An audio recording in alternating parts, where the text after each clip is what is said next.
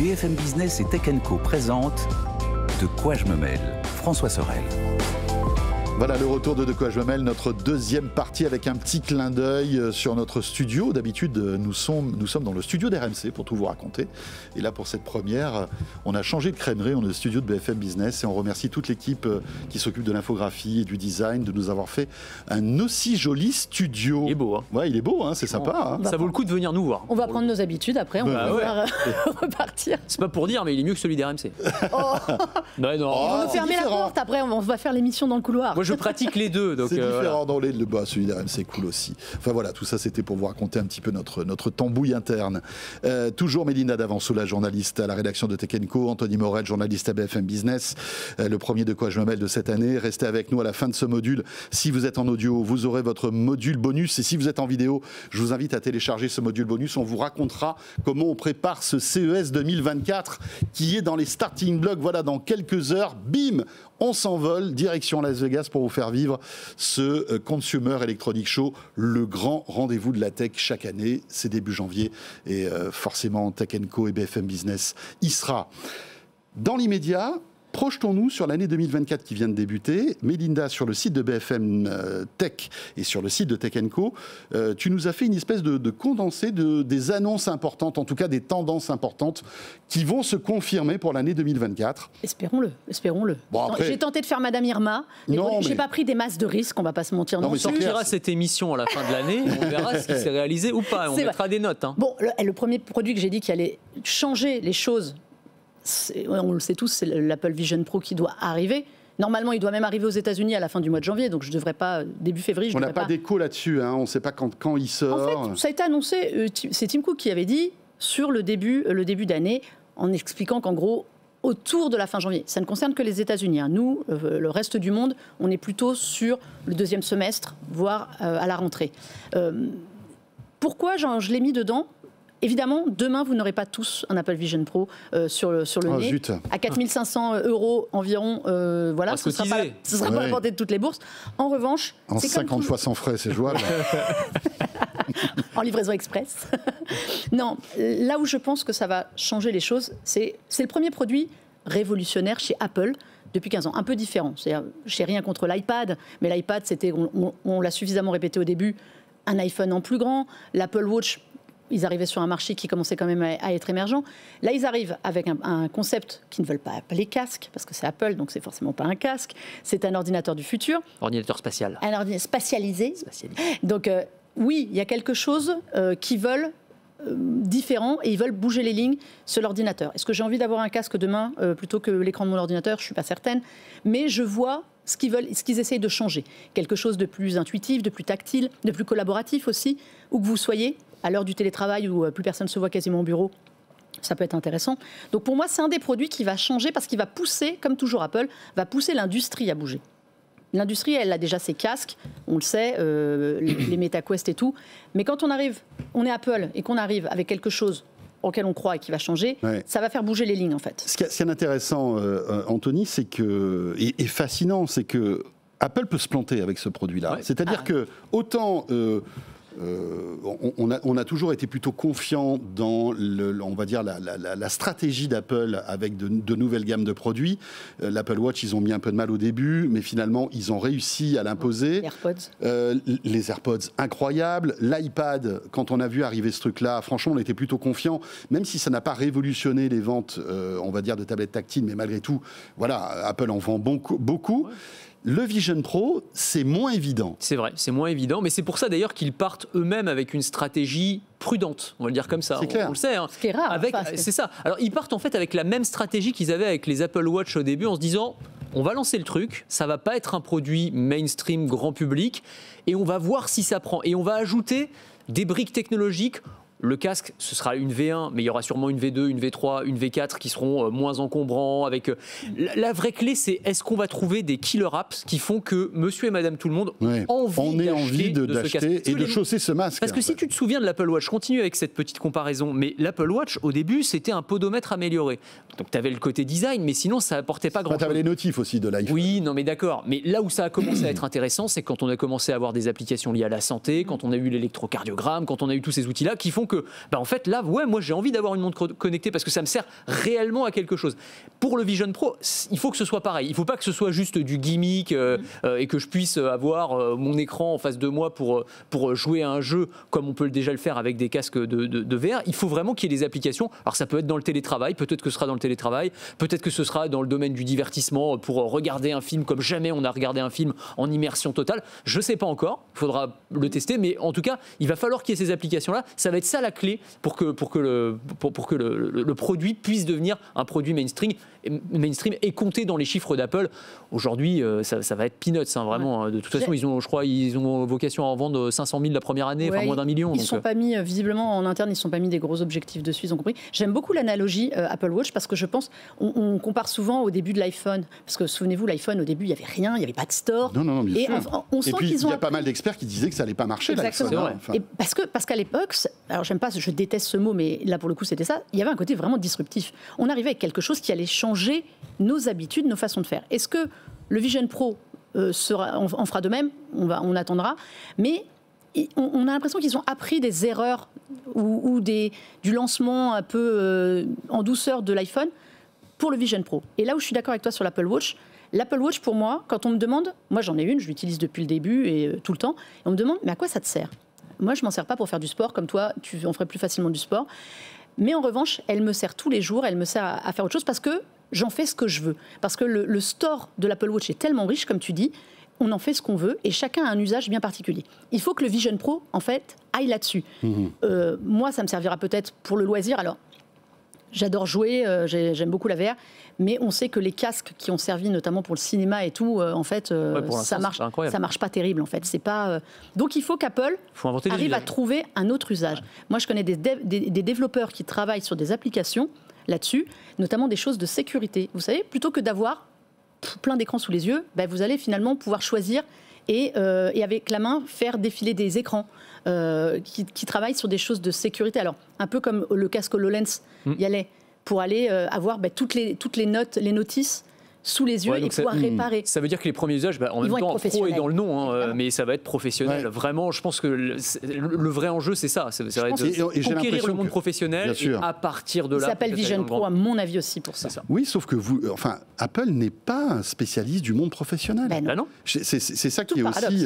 c'est paradoxal. Alors évidemment, il y a beaucoup de pros qui ont des iMac pour la retouche photo, de moins en moins d'ailleurs, parce qu'aujourd'hui, Microsoft et avec la puissance d'Intel, on arrive à faire des trucs incroyables. Donc c'est intéressant, mais moi je pense que c'est plutôt le courage d'Apple de lancer un laboratoire sur un nouveau device dont on ne sait pas à quoi il va ressembler dans 10 ans. Mais il lance en fait une nouvelle perception 3D de projection d'images dans un univers. Et voilà, aujourd'hui ça ressemble à un Vision Pro, mais je suis persuadé qu'Apple évidemment a une roadmap très précise de ce à quoi ça va ressembler dans quelques années. C'est vrai. Après, je pense que le pari industriel et pas si énorme que ça en termes financiers, je parle pour Apple. C'est-à-dire que tu vois, quand tu compares, encore une fois, quand on parle de lame de fond technologique, si tu parles le métavers, par exemple, il faut aligner des milliards quand même, mais quand Zuckerberg dit je lance le métavers, c'est je change le nom de mon entreprise et je mets 10 milliards par an. Tu vois, c'est des paris, c'est en gros, c'est je change vraiment l'entreprise en bien profondeur. sûr. Là, Apple Vision, imaginons le pire cas, vraiment ça marche pas du tout, c'est un flop total, ce sera un échec. Alors pour Tim Cook, pour son héritage dont on parlait tout à l'heure, ce sera pas génial, terrible, mais globalement, ils pourront passer à autre chose. Ouais. Ils pourront passer à autre chose, ce ne sera pas dramatique, ça ne met pas en jeu la santé de l'entreprise. Quoi. Non, voilà, c'est clair. Ça. Mais c'est un pari quand même. Voilà, c'est là la différence, je pense, philosophique, et c'est là où aussi on a une entreprise qui a plus de 40-50 ans, qui arrive, avec Zuckerberg et Facebook Meta. C'est-à-dire, voilà, Zuckerberg lui dit, pour marquer que c'est une révolution, je change tout. Chez Apple, on ne parle plus, en fait, vous avez entendu que le mot révolution, on l'entend plus. Comme amazing, on n'entend plus amazing, tout le monde s'est suffisamment moqué d'eux, ils arrêtent. Donc, en effet, ils tentent, c'est un produit qui est déjà bien fini au niveau design, au niveau techno, qu'embarque beaucoup de techno qui sont franchement de pointe. Donc, reste à en faire les usages. Ouais, c'est la partie la plus casse-gueule, en fait. Mais, en effet, si ça ne marche pas, ils auront ça à leur passif, ils n'ont pas des masses de passifs non plus. Ils l'auront, voilà. Et puis, ce n'est pas un produit grand public. N'oublions pas que ce n'est pas un produit grand public pour le moment. Donc, un échec dessus, alors ce sera un échec. Mais c'est un embryon d'un produit grand public. On est d'accord. C'est-à-dire que là, pour l'instant, évidemment, vu son prix, voilà, il y a quelques happy few qui se feront plaisir, des fans d'Apple. Il y en a quand même quelques centaines de milliers, voire des millions dans le monde. Hein, je veux dire, Apple demain fabrique 5 millions de Vision Pro, il les vendrait. Ça, c'est certain. Il y a des gens qui ont un pouvoir d'achat élevé qui pourraient acheter ce produit-là. Mais l'idée, c'est de se dire, voilà, quand est-ce que ça coûtera 1000 balles et qu'on pourra s'offrir ce type de choses, avec quels usages, vous avez raison. Mais moi, ce que je trouve courageux de la part d'Apple, c'est de se dire, je tente un truc. Aujourd'hui, le smartphone, ben voilà, c'est ma vache à lait. J'essaie d'imaginer le futur et du remplaçant éventuel de l'iPhone qui, au bout d'un moment, va vieillir en fait. C'est logique. Et c'est intéressant. Ça va nous amener vers les autres produits dont on va parler après, mais ce sera quoi le form factor de l'objet qu'on utilise au quotidien du futur? Parce là, on a l'impression que le smartphone, c'est l'alpha et l'oméga et qu'on fera jamais mieux. En réalité, non. On n'a pas délaissé les PC pour autant. Exactement. Voilà, dans 10-15 ans, il y aura d'autres form factors et ce sera peut-être un casque comme celui-ci ou peut-être pas du tout. C'est clair. Les bacs connectés, aussi tendance de l'année 2024 selon toi? Alors, ça c'est un pari, parce que c'est pas nouveau. Ça existe. On a beaucoup d'ailleurs de start-up françaises qui sont sur le marché depuis quelques années. Circular, par exemple. Voilà, Circular. Iclis avait sorti Icar, c'était Icar, la bague qui permet de payer, qui permettait de suivre sa santé et tout. Mais, et là on parlait d'Apple et du Vision Pro. Samsung veut enfin sortir la sienne. On l'attend pour la conférence où ils présenteront les Galaxy S24. Ils sont censés sortir une Galaxy Ring. Je pense qu'il y a des chances que ce soit le vrai nom. Quand on a un géant qui arrive sur un marché, forcément, ça attire la lumière dessus. Samsung, c'est pas forcément le plus waouh. Ouais, mais c'est pas une start-up aussi. Je veux dire, quand ils lancent un truc, en général, les autres suivent. Ils ont fait les smartphones pliants, ils ont fait des choses. Donc ils y vont et forcément, les gens. Les premières montres connectées, c'était Samsung et LG. Je ne sais pas si vous vous souvenez, avant qu'Apple sorte la sienne. Mais il y a longtemps. Elles étaient offertes avec les Galaxy Note, je crois. C'était des montres énormes. Voilà. Donc forcément, s'ils y vont, je pense qu'il y a quelque chose à faire. Je pense qu'à l'échelle même plus globale de ce qu'on appelle les wearables de suivi de santé, il va se passer quelque chose cette année. Parce qu'on a aujourd'hui, regardez, vous avez une montre, vous avez des écouteurs, une bague finalement, c'est juste un capteur plus près de votre peau, donc pour un autre suivi, mais des choses que vous utilisez au quotidien. Donc, qui vous font un suivi sans que vraiment vous en occupiez. On parle aussi d'ajouter des aides auditives dans les écouteurs. Aujourd'hui, nous, on a de la chance, ça ne nous sert pas, mais il y a des gens pour lesquels ça sert. Ça peut nous servir demain. On a beaucoup parlé de Massimo, vous savez, cette entreprise qui a fait plier un peu... Qui a chatouillé Apple sur les brevets. Sur les brevets de l'Apple Watch, parce que c'est une entreprise du secteur médical qui a eu l'intelligence, son patron a eu l'intelligence de racheter Sound United, qui est un groupe audio quand même de renom, parce qu'ils ont Bowers & Wilkins, ils ont Denon, ils ont Technics, enfin voilà, ils ont des vraies marques. Et on se dit, qu'est-ce qu'un acteur de la santé qui fait des oxymètres va acheter des enceintes, des barres de son et des écouteurs? Parce que Joe Kinney, qui est à la tête de ça, il s'est dit, demain, les gens seront chez eux parce qu'on n'a plus de place dans les hôpitaux, pour des trucs de suivi de santé. Eh bien, on va amener la santé chez eux via des appareils qu'ils utilisent pour que ce soit transparent. Les écouteurs, les enceintes, demain, vous serviront d'assistants médicaux. Et ben pour moi, ça va commencer là. C'est intéressant ces points d'entrée pour surveiller notre santé. La bague en est le parfait exemple. Bien sûr. On voit que tous ces géants de l'électronique essaient, parce que alors moi j'ai du mal avec des montres. Alors j'ai aussi une Apple Watch, mais je la porte qu'à certains moments. Enfin voilà. Et on se dit tiens, une bague, ça sera peut-être moins douloureux, tu vois, enfin en tout cas moins... En tout cas, c'est le pari qu'ils font, c'est moins intrusif, effectivement. Moins intrusif. La porter la nuit, alors que la montre a tendance à l'enlever. C'est plus près de la peau aussi, donc les capteurs sont plus précis. Ça, c'est un vrai avantage. Après, c'est vrai qu'en termes de miniaturisation, c'est aussi un challenge supplémentaire. Bah oui. Alors, je sais pas si... Moi, j'ai eu l'occasion d'en tester quelques-unes.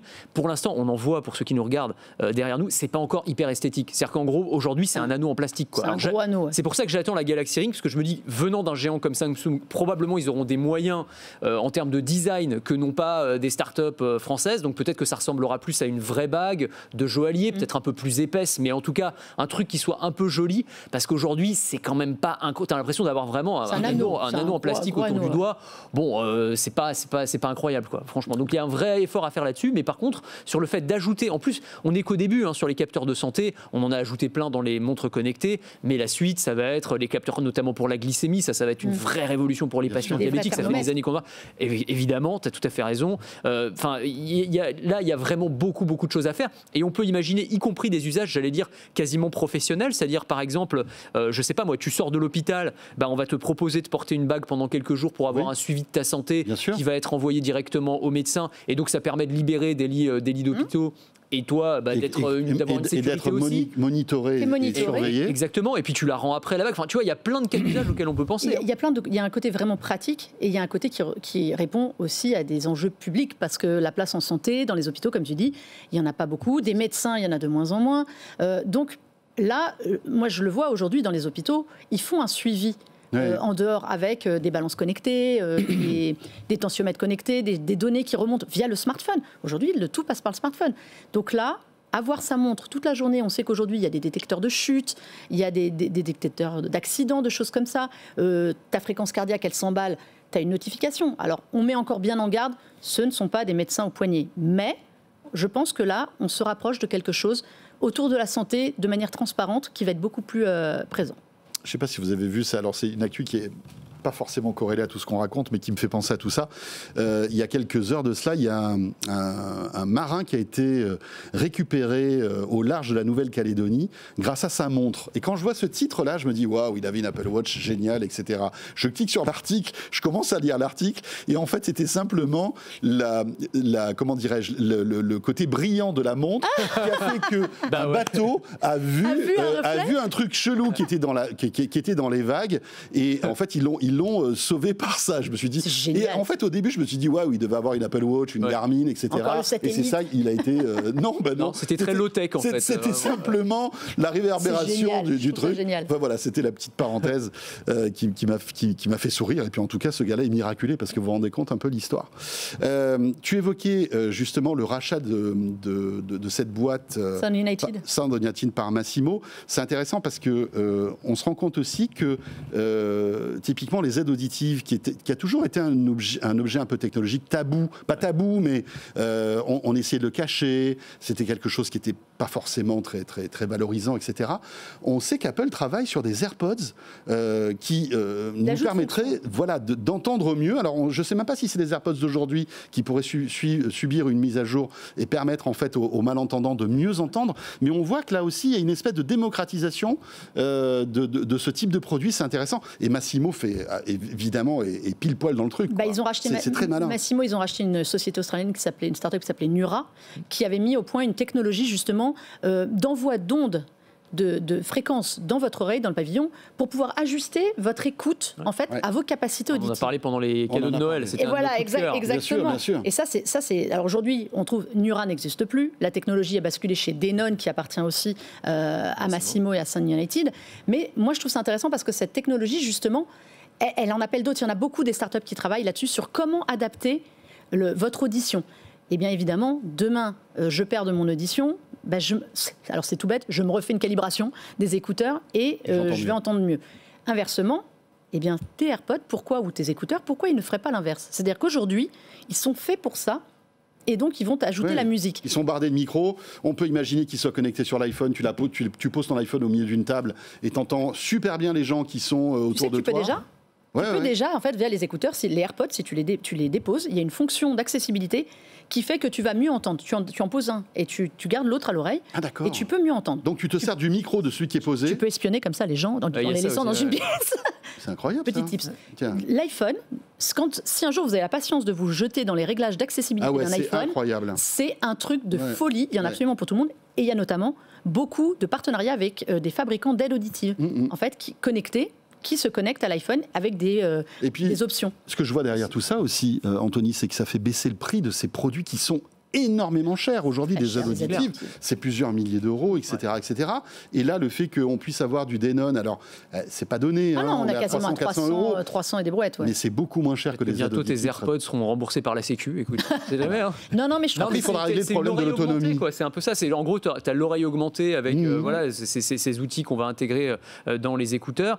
Mais c'est la même logique que pour les lunettes finalement. C'est-à-dire que c'était un truc qui sert à régler un handicap et dans lequel on va ajouter finalement des briques technologiques, exactement, et ça devient des petits bijoux de technologie. Mais c'est ça qui est très drôle, c'est que Massimo est un groupe médical qui va vers la tech, Et on sait que Massimo a dans ses tiroirs une montre en fait connectée. C'est aussi pour ça qu'ils font la guerre des brevets à Apple. Ils ont développé pendant le Covid un bracelet qui permettait justement d'avoir toutes les métriques. Donc on y va. Aujourd'hui, notre oreille, on parle de l'oreille, il y a un nombre, nous, de capteurs possibles à mettre pour l'équilibre, pour au-delà de l'audition. Donc les la écouteurs, posture aussi, voilà, la posture est rééquilibrée. On a plein donc c'est un endroit un peu stratégique. Bien sûr, bien sûr. Écouter de la musique, s'occuper de sa santé. Et puis il faut savoir que l'oreille est hyper vascularisée, donc on pourra avoir la fréquence cardiaque, la tension artérielle peut-être à terme. On sait que ça arrive, voilà. Dans les écouteurs, ça arrive. Après, c'est aussi le truc, tu tombes aussi, moi je le dis parce que je suis un peu hypocondriaque et tout, tu tombes aussi dans la société du monitoring. C'est-à-dire que franchement, moi déjà, rien qu'avec une Garmin pour le sport, je regarde tous les jours, alors le rythme cardiaque au repos. Ah oui, mais alors attends, c'était plus qu'hier ou moins qu'hier? Puis pourquoi? Qu'est-ce que j'étais plus stressé? Qu'est-ce qui se passe? Non, mais tu vois, c'est pas pour toi ça. Non, c'est que pas moi je regarde et ça me fait marrer. Ouais, mais tu vois, ça dépend un peu aussi de la psychologie des gens. Et je pense que t'as ce truc aussi où tu deviens complètement dingue. Non, mais c'est vrai. On est dans une société ça peut devenir une obsession. Ton écouteur qui t'envoie une alerte pour te dire ah ben mais là ton rythme cardiaque a un petit peu augmenté. Mais vas-y, laisse-moi écouter de la musique. Non, mais ça, on est dans la surinformation. Elle est valable pour l'info GG et ça aussi. Ou enfin, on va dire le talent après de toutes ces boîtes-là, c'est de te donner les informations essentielles et pas te perturber, pas te parasiter avec des métriques perpétuelles qui vont te déstabiliser. Et après, c'est un choix du consommateur. Et on le voit, mais même WeThings part dans cette direction-là. Par exemple, WeThings, ils ont sorti une balance, je ne sais pas si vous avez vu, mais tu n'as même plus le poids qui s'affiche. Tu te poses, voilà, ça va enregistrer ton poids, mais pour ne pas te stresser, tu vas pas avoir le poids. On tombe dans un délire quand même là. Une balance qui donne même plus ton poids, ça fait n'importe quoi. Non, mais tu sais par exemple, et la montre elle te donne plus l'heure non plus. Faut le savoir. Ça sert à ça. Non, mais c'est vrai que c'est quand même une information qui peut être un peu stressante pour les gens, le fait de voir, tu vois. Mais du coup, si tu veux pas ton poids, en cette période de fin d'année, oui, mais monte pas sur la balance quoi. Tu vois. Je vais faire mon micro pendant ce temps-là, mais peut-être que ça te permettra d'avoir une vision plus globale sur un mois. Je vois la logique. Enfin bref. Je vois la logique. Il nous reste 2 minutes. Autre, on va dire, évolution de l'année 2024, ça va être le jeu vidéo. Ouais. Alors, est-ce qu'on s'attend à une vraie révolution? On parle de cette Switch 2, la Switch 2, la Switch 2. Est-ce qu'elle va arriver en 2024?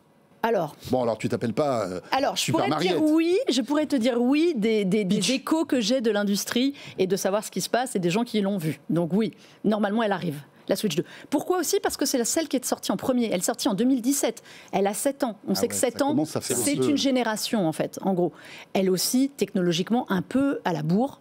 Face à la concurrence, même encore face au PS4 et Xbox One X de la génération avant. Ouais, mais c'est pas tellement l'enjeu. Ouais, c'est vrai que sur la Switch, tu cherches pas la même chose. C'est pas l'enjeu, oui et non. Regarde les jeux qui arrivent aujourd'hui. Ils ont envie de mettre des jeux un peu plus musclés, un peu plus puissants, un peu plus larges aussi, pour ne pas se dire on est la console des joueurs qui ont entre 5 et 12 ans et qui reviennent quand ils ont 20 et plus.